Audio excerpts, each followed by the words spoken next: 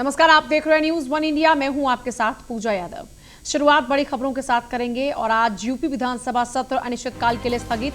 आज मानसून सत्र का आखिरी दिन था और अब अनिश्चितकाल के लिए विधानसभा स्थगित। इस दौरान में सत्ता पक्ष विपक्ष कई बार आमने सामने आए। बड़ी बात यह रही कि इस बार एक दिन विशेष तौर पर महिला विधायकों को दिया गया। तमाम महिला विधायकों ने अपनी अपनी ओर से मुद्दों को रखा और सभी विधायकों को बोलने का मौका मिला। ये अपने आप में बेहद ऐतिहासिक लम्हा था जब तमाम महिला विधायकों ने अपने अपने मुद्दों को रखा। पक्ष विपक्ष सभी महिला विधायकों ने अपने पक्ष को रखा।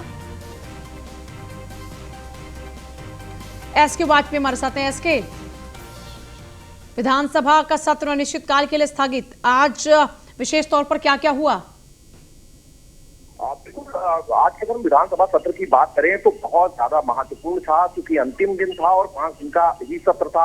आज सपा अध्यक्ष अखिलेश यादव सदन में पहुंचे और पहुंचते ही उन्होंने सदन के बहिर्गमन का ऐलान कर दिया, जिसके बाद जो समाजवादी पार्टी के विधायक थे, साथ ही साथ जो आरएलडी के विधायक थे, वो निकल गए। उसके अलावा सरकार ने बहुत सारे विषयों को लेकर चर्चा की और सबसे महत्वपूर्ण उसमें ये था कि जो चीजें तय हुई थी, अगर हम देखें तो सबसे बड़ी बात ये थी कि एक सरकार बिल लेकर आई थी जिसको कल सदन के पटल पर रखा गया था, जिसमें जो महिला अपराध हैं उनसे जुड़े हुए मामलों पर अग्रिम जमानत अब उत्तर प्रदेश में नहीं मिलेगी। इसका बिल आज विधानसभा से पास हो गया है। दूसरा एक बड़ा मामला है जिसमें जो सार्वजनिक और निजी संपत्ति क्षति निवारण अधिनियम, जो कि उत्तर प्रदेश सरकार की तरफ से पहले ही पास किया गया था, उसमें और ज्यादा कड़े प्रावधान किए गए हैं, जिसको कल सदन के पटल पर रखा गया था, उसको भी आज सदन से पास कर दिया है।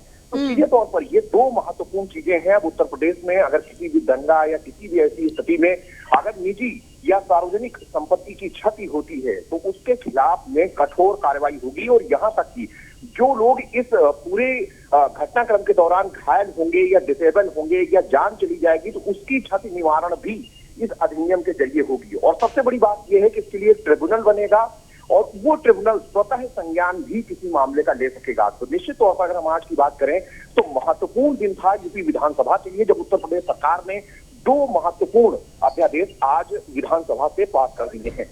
तो आज की विधानसभा की कार्यवाही अनिश्चितकाल के लिए स्थगित हो गई है। हालांकि विपक्ष जरूर ये आरोप लगाता रहा कि जो समय दिया जाना चाहिए था वो समय नहीं मिल पाया, जो बेहतर ढंग से चर्चा होनी चाहिए थी वो नहीं हो पाई। लेकिन सरकार की तरफ से कोशिश की गई और बताया भी गया, जैसा कि हमारी उत्तर प्रदेश सरकार के डिप्टी सीएम से बात हुई, उत्तर प्रदेश सरकार के संसदीय कार्य मंत्री से बात हुई, उनका स्पष्ट तौर पर कहना है कि हमने सभी को समय दिया, सभी की बात सुनी, महिलाओं को भी एक दिन दिया गया और उसके बाद अब आज उत्तर प्रदेश सरकार ने 2 महत्वपूर्ण अध्यादेशों पर अपनी मुहर लगा दी है और ये जल्द ही उत्तर प्रदेश में इम्प्लीमेंटेशन हो जाएगा। तो निश्चित तौर पर महिलाओं से जुड़े हुए अपराध में एक बड़ा अमेंडमेंट ये है कि अब अग्रिम जमानत नहीं मिल सकेगी। और दूसरी चीज ये है कि अब जो लोक क्षति निवारण अधिनियम है, मतलब दंगा या किसी भी ऐसी परिस्थिति में जब निजी या सार्वजनिक संपत्ति की क्षति होगी या किसी व्यक्ति को पर्सनल तौर पर कोई क्षति पहुंचेगी तो उसका भी निवारण इस अधिनियम के जरिए किया जाएगा। तो उत्तर प्रदेश सरकार की वो तस्वीरें भी आपको याद होंगी जब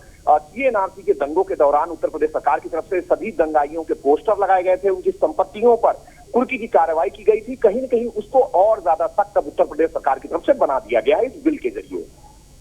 मतलब पिछली बार क्योंकि कोर्ट से फटकार लगी थी और उसके बाद सरकार को कदम पीछे खींचने पड़े थे, इसलिए इस बार उसको पुख्ता कर लिया गया, इसको कानूनी रूप दे दिया गया। जो उस अमेंडमेंट जो पहले जो चीजें लेकर आए थे उसमें और ज्यादा सख्त अमेंडमेंट किए गए हैं।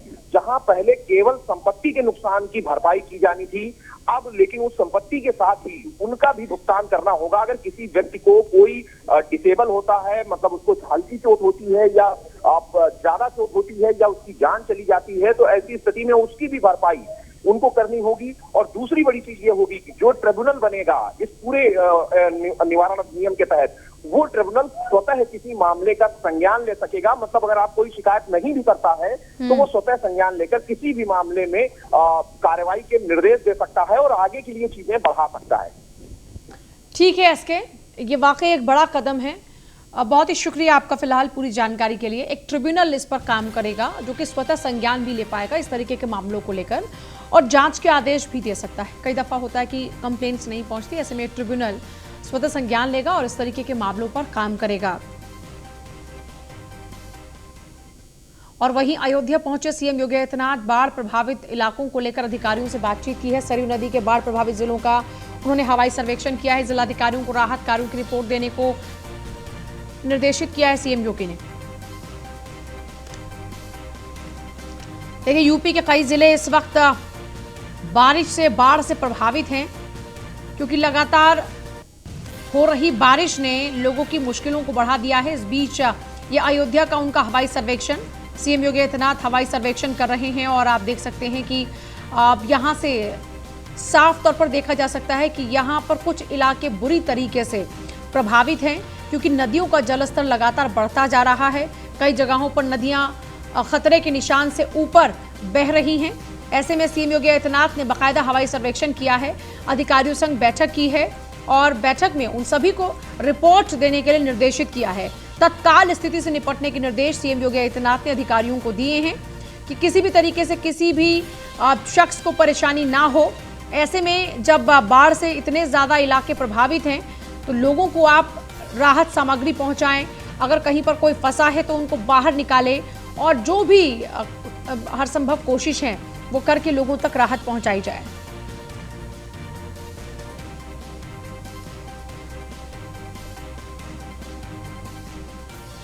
और सपा नेता आईपी सिंह को जमानत मिल चुकी है। हाईकोर्ट की लखनऊ बेंच ने जमानत दी है। एमपी एमएलए कोर्ट ने आईपी सिंह को जेल भेजा था। 22 साल पुराने एक मामले में उनको जेल भेजा गया था। सपा के राष्ट्रीय प्रवक्ता हैं आईपी सिंह।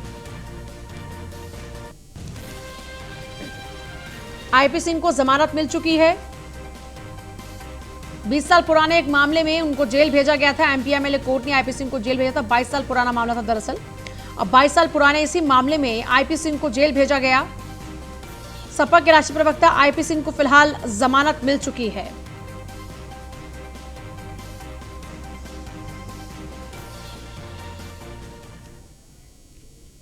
सूत्रों के हवाले से खबर है इस बीच एटीएस और आईबी ने पीएफआई के संदिग्धों को गिरफ्तार किया है। पकड़े गए संदिग्ध का नाम है अनिसुर रहमान। शोहरतगढ़ इलाके के अतरी गांव का है ये अनिसुर।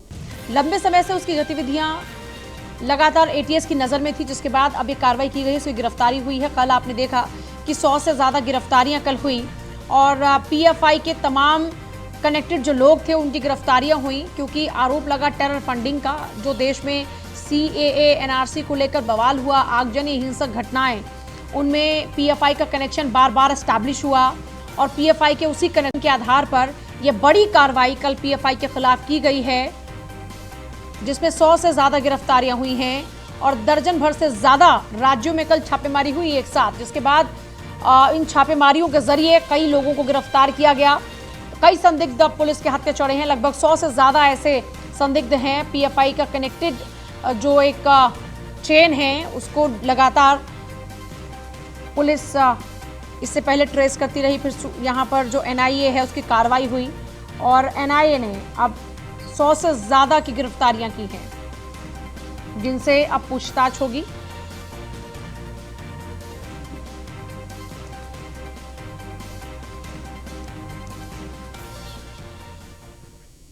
चाइल्ड पीजीआई अस्पताल में नर्सिंग और पैरामेडिकल स्टाफ का हंगामा। अस्पताल के डायरेक्टर पर मनमानी का आरोप लगाया गया। 4 साल से काम कर रहे नर्सिंग स्टाफ को बाहर निकालने का फरमान था। नोएडा के सेक्टर 30 में चाइल्ड पीजीआई का ये मामला है। अस्पताल के डायरेक्टर पर ही मनमानी का आरोप लगाया गया है।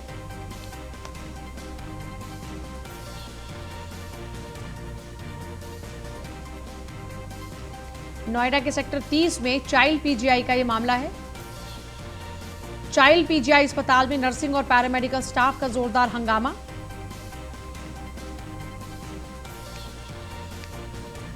अस्पताल के डायरेक्टर पर ही मनमानी के आरोप लगाए। 4 साल से काम कर रहे नर्सिंग स्टाफ को बाहर निकालने का दरअसल फरमान था, जिस पर यहां हंगामा मच गया। नोएडा के सेक्टर 30 में चाइल्ड पीजीआई का यह मामला।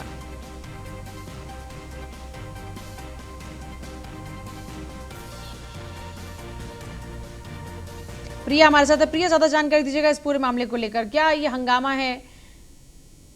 जी बिल्कुल, देखिए पूजा, ये नोएडा का चाइल्ड पीजीआई हॉस्पिटल है, जहां पर जो यहाँ का नर्सिंग स्टाफ है ये आरोप लगा रहा है जो यहाँ पर डायरेक्टर है उनके ऊपर कि उनके द्वारा इनको मूलभूत जो सुविधाएं हैं नहीं दी जा रही हैं। वहीं उनका कहना है जो आपातकालीन स्थिति के द्वार थे उनको बंद कर दिया गया है। चाहे हम उनके आवास की बात करें तो उन्हें आवास नहीं मिल रहा है, आवास के नाम पर मेंटेनेंस लिया जा रहा है। लेकिन जब इस विषय में हमने डायरेक्टर से बात की हॉस्पिटल की, तो उनका कहना ये है कि जिस तरीके से यहाँ पर नर्सिंग स्टाफ है अच्छे तरीके से काम नहीं करता है। चाहे हम बात करें आपातकालीन स्थिति के जो द्वार है उनको बंद करने की, तो वहां पर सिर्फ स्टाफ आता है, साइन करता है और वहां से पिछले गेट से निकल जाता है। लेकिन देखिए, डायरेक्टर ने अपनी बात कही है और नर्सिंग स्टाफ ने अपनी बात कही है, लेकिन दोनों ही अपनी जगह ठीक है। देखिए, जो डायरेक्टर है वो चाहते हैं कि हॉस्पिटल में हम काम करने की मंशा से आते हैं तो हमें अच्छे से अपना काम करना चाहिए, तो नर्सिंग स्टाफ भी लापरवाही दिखाता हुआ नजर आ रहा है। लेकिन नर्सिंग स्टाफ ये कह रहा है कि डायरेक्टर हैं जो लगातार अपनी मनमानी कर रहे हैं। चाहे हम लिफ्ट एरिया की बात करें तो तस्वीरों में आपने देखा होगा कि लिफ्ट एरिया के बाहर उन्होंने वैक्सीनेशन सेंटर बना दिया, जिसमें डायरेक्टर का कहना है कि वैक्सीनेशन सेंटर सिर्फ इसलिए बनाया गया है क्योंकि वो लिफ्ट वहां पर खराब थी और एक स्पेस था जहां पर वैक्सीन जो हफ्ते में पहले 2 दिन लग रही थी और अब हर दिन वहां पर वैक्सीन लग रही है। लेकिन जो वहां का स्टाफ है अभी भी परेशान नजर आ रहा है। हंगामा लोगों ने किया है, नारेबाजी की है कि डायरेक्टर को लेकर के इनकी मूलभूत सुविधाओं को पूरा किया जाए। जी, मतलब अभी मामला सुलझ चुका है?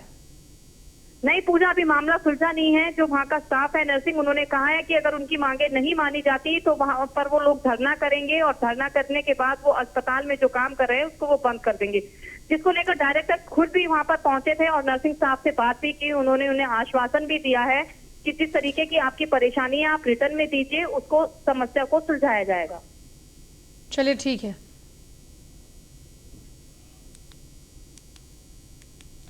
भारी बारिश से स्कूल की बिल्डिंग में जल भराव। सहारनपुर में स्कूल के 7 कमरों में भारी बारिश के चलते बारिश का पानी भरा हुआ है। छात्र छात्राओं को दूसरे भवन में लेना पड़ा शरण। बेहट तहसील के उच्च प्राथमिक विद्यालय सलेमपुर का ये मामला है, जहां पर स्कूल के 7 कमरों में बारिश का पानी भर गया। छात्र छात्राओं को दूसरे भवन में शरण लेनी पड़ी।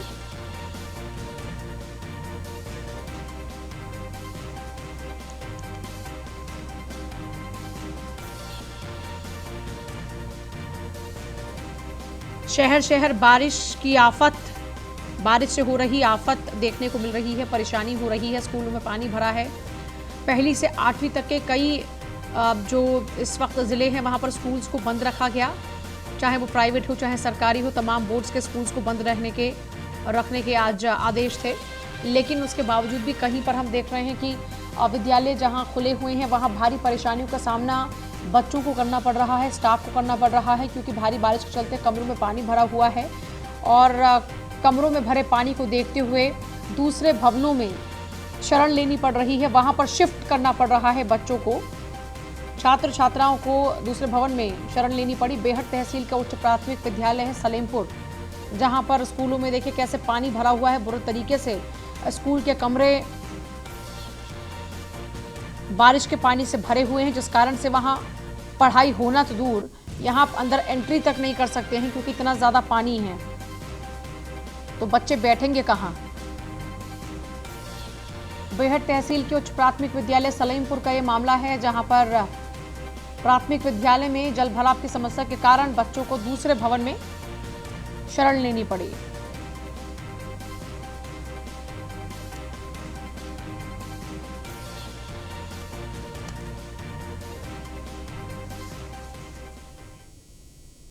और आपने तो संजय सिंह क्या कुछ कह रहे हैं, सुनिए।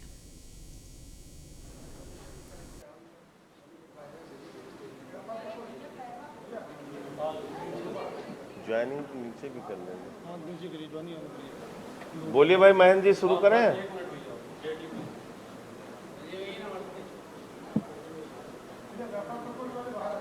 बाकी लोग रूम में बैठ जाओ या बाहर हो लोग। ज्वाइनिंग वाले सारे लोग नीचे बैठा दीजिए, मैं आ रहा हूं उसके बाद।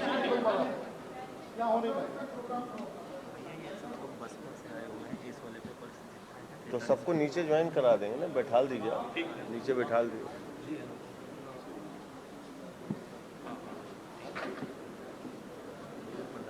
तो नोमान भाई सबसे कहते यहाँ से जो हट जाए यार, तो पीछे बैठ लेना। पूरे उत्तर प्रदेश हम लोग उनके नेतृत्व काम किए हैं, बहुत अच्छे हैं, उनको भी ज्वाइन कराना है अभी ना। हाँ, तो यार यही तो आपसे पूछ रहा हूँ यार अनूप जी, आप बता ही नहीं पा रहे हैं। अभी कराना है उनको।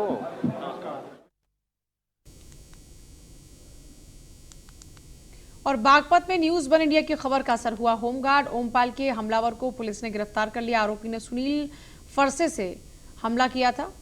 पुरानी रंजिश को लेकर इस वारदात को अंजाम दिया गया था। पुलिस ने मामला दर्ज कर आरोपी को जेल भेजा है।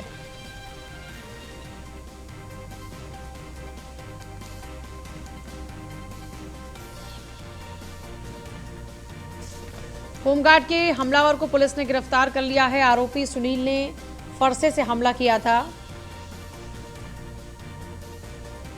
पुरानी रंजिश को लेकर इस पूरी वारदात को अंजाम दिया गया था। पुलिस ने मामला दर्ज कर आरोपी को जेल भेज दिया है।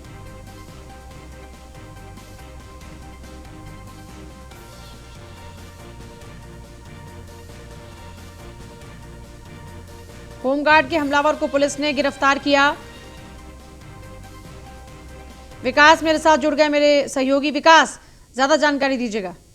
जी, मैं आपको बता दूं, आज सुबह एक होमगार्ड ओमपाल के जो अपने घर से ड्यूटी पर जा रहे थे, उन पर जानलेवा हमला किया था उन्हीं के ही गांव ने। आज न्यूज वन इंडिया चैनल ने वो खबर दिखाई है और उस खबर का बहुत तरह से असर हुआ है, जिसमें आज जो हमलावर है सुनील, जो उन्हीं के गाँव का है, जिसको आज पुलिस ने गिरफ्तार कर लिया है और 307 का मुकदमा दर्ज करते हुए उसे जेल भेजा। जी चलिए ठीक है, बहुत ही शुक्रिया आपका।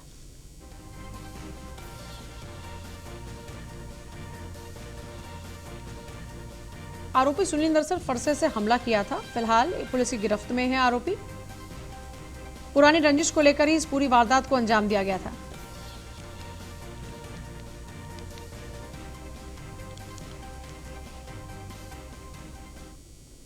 और क्या कहना है संजय सिंह, सुनिए। लंबे समय से हमारे साथी वार्डों की कमेटियां, बूथ की कमेटीज, सारी कमेटी बनाने का काम कर रहे थे और अभी प्रांतीय सम्मेलन 3 प्रांतों में हम लोगों ने किया। नंबर 1 काशी प्रांत में, वाराणसी के अंदर, पूर्वांचल प्रांत में, आजमगढ़ के अंदर, बौद्ध प्रांत में, बस्ती के अंदर और कल मुरादाबाद में रोहेलखंड प्रांत का सम्मेलन होने जा रहा है। संगठन की दृष्टि से उत्तर प्रदेश को हम लोगों ने 8 प्रांतों में विभाजित किया है और हर प्रांत में नगरीय कार्यकर्ताओं का सम्मेलन हो रहा है। बहुत ही कामयाब और अच्छा सम्मेलन हुआ, तीनों सम्मेलन जो अब तक हुए हैं। अब आगे चुनाव में अच्छे प्रत्याशियों का चयन, मजबूत संगठन का निर्माण बूथ लेवल पर और उसके नीचे मोहल्ला प्रभारी के लेवल पर, जिस प्रकार से भारतीय जनता पार्टी में पन्ना प्रभारी का सिस्टम है, आम आदमी पार्टी ने मोहल्ला प्रभारी का सिस्टम बनाया है। ये मोहल्ला प्रभारी 30 घर के ऊपर एक मोहल्ला प्रभारी होंगे। ये नगरों के अंदर हमारी कमेटी का ढांचा होगा, संगठन का ढांचा होगा। इसके साथ साथ